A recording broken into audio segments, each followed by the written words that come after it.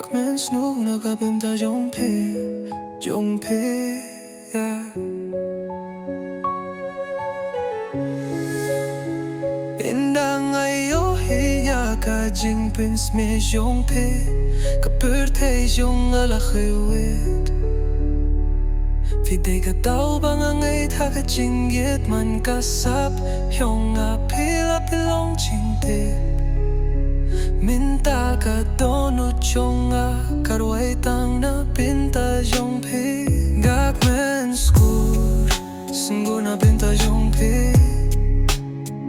Gas gul sarong Ya ka jing tre Jong Pe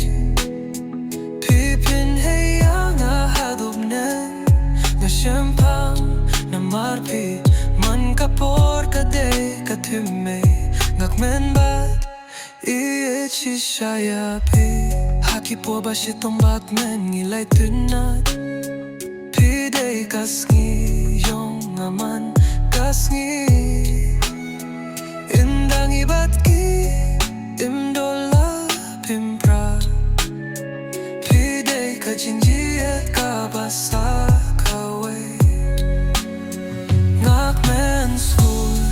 Sungguh na pinta Jong Pe Nga skul sarong Ya ka jing tre Jong Pe Pipin hey ya nga hadol nen Nga champagne na marpi Man kapor ka day ka thumme Ngak men bat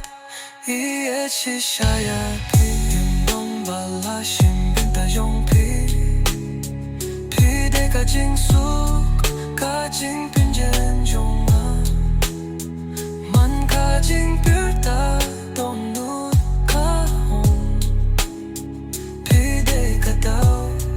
ka jing men jonga Ngak men skur shar na pinta Jong Pe Ka don nut jong,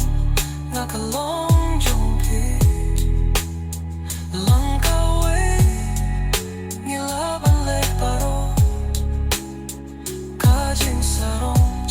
Shabak ka jinggit ka baskem Nga ay ka jing nyalo Haki klur ba ay yapi Ngak men Nga ichi siya yapi men